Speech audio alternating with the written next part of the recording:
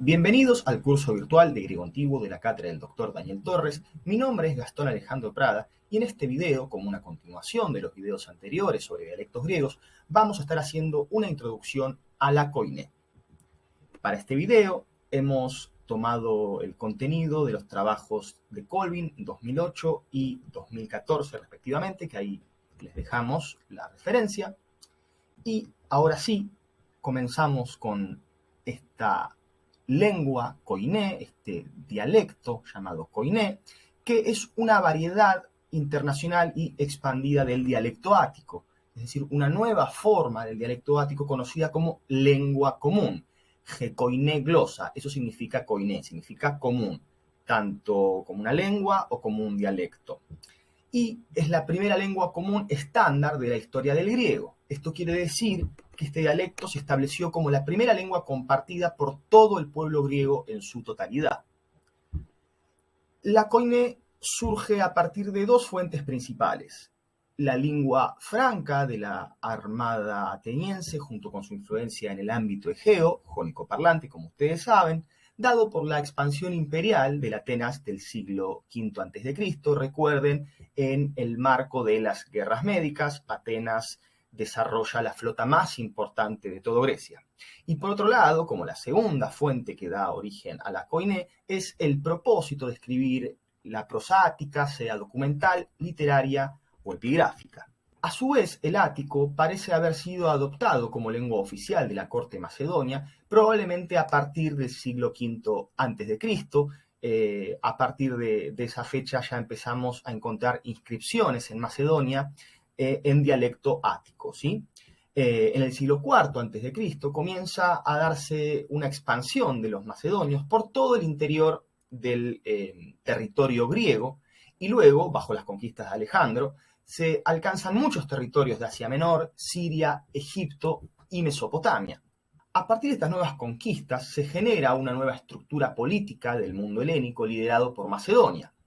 Y en sus conquistas, los macedonios, emulando a los atenienses del siglo precedente, llevan la koiné ática de su administración y su armada, deviniendo la lengua franca del nuevo griego en todos estos territorios conquistados por Alejandro Magno. Aquí podemos advertir la zona de influencia del ya imperio macedonio, en donde la lengua griega koiné termina imponiéndose. Fíjense, tienen en azul las regiones donde probablemente los hablantes griegos eran mayoritarios, y en celestito las regiones altamente helenizadas. Aquí tenemos otro gráfico en donde también se ve el alcance occidental del dialecto koiné en el noreste de lo que hoy es España y el sur de la actual Francia. Fíjense que hasta ahí también llegaba el imperio y toda su influencia cultural, por supuesto la koiné, ¿verdad? El uso de la koiné puede verse reflejado en su dimensión escrita, es decir, en documentos escritos por el servicio civil, la alta literatura que pretendía emular los modelos clásicos, como se ve en el caso de Polibio, Estrabón, Plutarco, y también en el Nuevo Testamento. Y también se ve reflejado este uso de la koiné, obviamente, en la lengua hablada, ¿sí? En, digamos, todos los territorios conquistados por el Imperio Macedonio, ¿no? Obviamente en las calles de Alejandría, Antioquía, y el lenguaje de las élites educadas en contextos formales que pretenderían acercarse al lenguaje literario propio de esta nueva forma de ático. Ahora bien, en toda esta nueva configuración del mundo griego, en este periodo hay que distinguir básicamente dos grupos lingüísticos. El Nuevo Mundo de las conquistas de Alejandro, en donde se establece el griego koiné como una segunda lengua, y también el mundo grecoparlante antiguo. Con respecto al segundo grupo lingüístico, es decir, el mundo grecoparlante antiguo, es necesario aclarar que los dialectos no desaparecen. Se siguieron hablando durante varios años, sobre todo en el ámbito rural, y la población iletrada, que como ustedes saben representaba a la mayoría. Incluso las élites urbanas usaban la koiné con acentos vernáculos, como por ejemplo podemos hablar de una koiné dórica, una koiné eólica. Y otro dato importante es que en el siglo II después de Cristo hay una repentina profusión de inscripciones en Esparta en dialecto laconio. luego de siglos del uso de la koiné. Se ha hablado del resurgimiento del dialecto laconio, pero en rigor lo que sucede es el resurgimiento de la práctica de la escritura del laconio. Lo importante de este dato es que el laconio seguía, el dialecto laconio seguía como un dialecto vivo, y por eso puede resurgir, ¿no? En el siglo XX se acuña el término diglosia, que refiere al carácter bilingüe de una población en el que se presenta un idioma vernáculo que se aprende como primera lengua griega, los dialectos griegos clásicos que ustedes estuvieron viendo, o incluso las lenguas regionales no griegas que posteriormente sufrieron las invasiones del Imperio Macedonio. Y por otro lado, este término refiere a la variedad formal usada para la escritura y los contextos formales. Uno de los interrogantes que surgen es cuándo podemos hablar de un uso ya establecido de la koiné stricto sensu.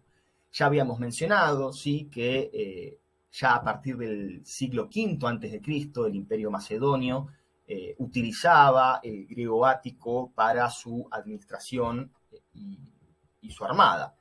Pero uno pondría en rigor la fecha del comienzo, siempre entre comillas, ¿no? Tanto comienzo como fin, en el siglo III a.C., cuando ya prácticamente no hay inscripciones en los dialectos vernáculos que ustedes estuvieron viendo y solo permanecen las inscripciones en dialecto koiné.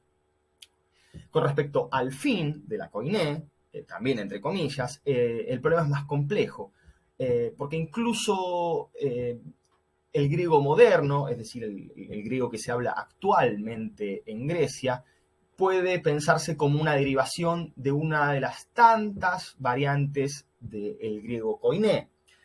Además, piensen que en realidad la koiné nunca fue una lengua homogénea y perfectamente unificada. Eso en realidad es una idealización de la lengua koiné, muy compleja en muchos sentidos. Y el otro problema es que a partir de fines del siglo I, siglo II después de Cristo, se da en el marco del movimiento de la segunda sofística lo que se llama aticismo, ¿sí? Y esto quiere decir un intento de las élites de emular el ático clásico, con lo cual el griego koiné termina convirtiéndose en una lengua decadente, pero que por supuesto siguió hablándose en todos los ámbitos regionales, ¿verdad? Bien, ahora vamos a atender a las diferencias fonológicas generales del dialecto koiné. Con respecto al jónico y al ático clásico, podemos ver que la doble sigma se prefiere ante la doble tau, ¿sí? Así tenemos en glota ático que va a pasar a glosa, algo que también sucedía en sentido inverso desde el jónico al ático.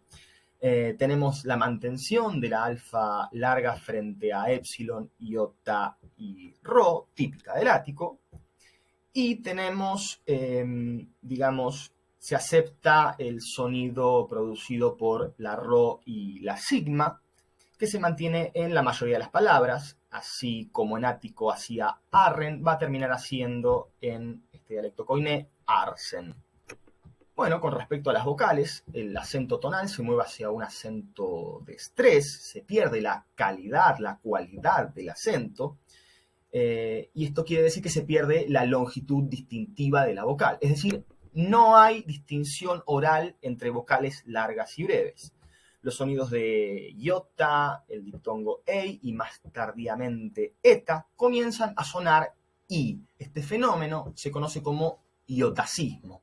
Entonces, una palabra como eikos en griego koiné va a sonar ikos. Una palabra como bulé va a sonar bulí. Menei, meni, menis, minis. Por otro lado, los diptongos ai van a sonar e y los diptongos oi van a sonar i. En este último caso también podemos asimilarlo al fenómeno de la iotización, ¿sí? Todo pasa a sonar i. Entonces vamos a tener legetai, que en griego koiné va a sonar legete, y oikoi va a sonar iki. El segundo elemento de los diptongos au y eu, es decir, la y, va a devenir fricativo. Esto significa que van a sonar af y ef. Entonces, autos va a sonar aftos y peucai va a sonar pefque. Fíjense cómo ya aquí le estoy aplicando al diptongo ai el sonido e propio de la koiné. Y el segundo elemento de los diptongos largos, ¿sí? Esos diptongos impropios de alfa, eta y omega, la iota desaparece. Con respecto a las consonantes, las oclusivas sonoras beta, delta y gamma van a pasar a ser fricativas. Entonces, en vez de bulí, vamos a tener vulí. En vez de tulos, vamos a tener dulos. Y en vez de gamos, vamos a tener gamos. Con respecto a las oclusivas aspiradas, va a pasar algo similar. Se van a fricativizar. Entonces, en vez de fisis, vamos a tener fisis. En vez de feos, vamos a tener feos. Y en vez de jaire, vamos a tener jere. Fíjense que también ahí le apliqué en jaire el diptongo ai como un sonido e. Y la fricada z, ¿sí? Que ustedes pueden ver en zoe, va a sonar también ahora de modo fricativizado. Zzz. Entonces, zoe va a sonar zoí, zoí. Otro fenómeno que ocurre con las consonantes es la psilosis, algo que ustedes ya han visto en el dialecto eólico, es decir, se pierde la aspiración. Por último, la ni de las ni finales se debilitan o directamente no aparecen. Con respecto a la morfología y la sintaxis, verbos como oida son regularizados en oidasi, ahí tenemos la tercera persona de plural. Se da una eliminación gradual de verbos atemáticos como eimi y se sustituyen por la forma media eimai, en este caso. Y particularmente la forma media, en cuanto a su función, termina desapareciendo y en realidad terminan ocupando, reemplazando aquellas formas verbales de los verbos defectivos. También el aoristo comienza a desaparecer. Y en el aoristo las desinencias temáticas son reemplazadas por las atemáticas. Así van a tener un aoristo temático eipon que va a dar eipa. El formante sa, propio de los aoristos sigmáticos, se extiende y se trata de incluir en la mayoría de las formas verbales de aoristo. Sí, que piensa en la lengua koiné como una lengua franca, que hay una pretensión de regularizar, ¿sí? De hacer todo lo más regular posible la lengua para su fácil adopción. Y en la tercera persona de plural, la competencia entre las formas on, propia de los aoristos temáticos, y san, de los atemáticos, produce osan. La desinencia san, que recién estábamos viendo, se extiende, por ejemplo, a la tercera persona del plural del imperativo, que nos va a dar estosan. Por otro lado, la distinción entre aoristo y perfecto comienza a romperse y, digamos, el perfecto termina por desaparecer. El aoristo perdura incluso hasta la actualidad en el griego moderno. Y con respecto a los sustantivos de morfología irregular o variada, se reemplazan por lexemas más regulares. ¿Sí? Tenemos el caso de his, cerdo, chancho, puerco, que va a adoptar la forma de joiros.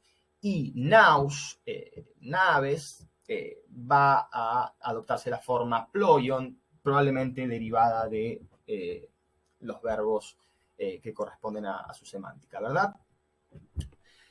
Con respecto al léxico, ¿sí? Hay una importante presencia de jonismos y esto tiene que ver con la relación estrecha entre la koiné literaria y la prosa científica, esta última fuertemente influenciada por la ciencia jónica, sobre todo en el ámbito de la medicina. Y por otro lado, la importancia de los jonios, en la helenización del Asia Menor. Ustedes recuerden que todas las costas del Asia Menor originalmente eran grecoparlantes, ¿sí? Incluso en las invasiones persas y las posteriores digamos, la recuperación de los territorios griegos por parte de Alejandro. Y otro dato importante es que el lenguaje ahora ya se empieza a enriquecer por préstamos del latín, una lengua que empieza a pisar muy fuerte en el periodo, el egipcio y obviamente otras lenguas regionales. En vistas a esta regularización de la lengua, comienzan a partir lenguas formantes como azo, ya lo pronuncio con la fricativización de la Z, iso y evo, sustantivos femeninos en isa, abstractos en ma, ia y adjetivos en icos. También comienza la aparición de los diminutivos y por último comienzan a darse cambios semánticos en los verbos, como por ejemplo, en los verbos y en los sustantivos, como por ejemplo ftano, que significa originalmente anticipar, va a derivar, va a ampliar su campo semántico y va a terminar significando arribar, así como doxa, significaba reputación, va a, digamos, derivar en el significado de gloria. Y también las sectas religiosas, muy profusas en ese periodo, comienzan a apropiarse de algunas palabras en griego y le dan un nuevo sentido, en muchos casos un sentido técnico-religioso dentro de su propio culto. Bien, hemos llegado al final. En este video hemos realizado una introducción general al griego koiné y algunas de sus características principales, y esto en el marco del curso virtual de griego antiguo de la cátedra del doctor Daniel Torres. Mi nombre es Gastón Alejandro Prada y espero verlos pronto.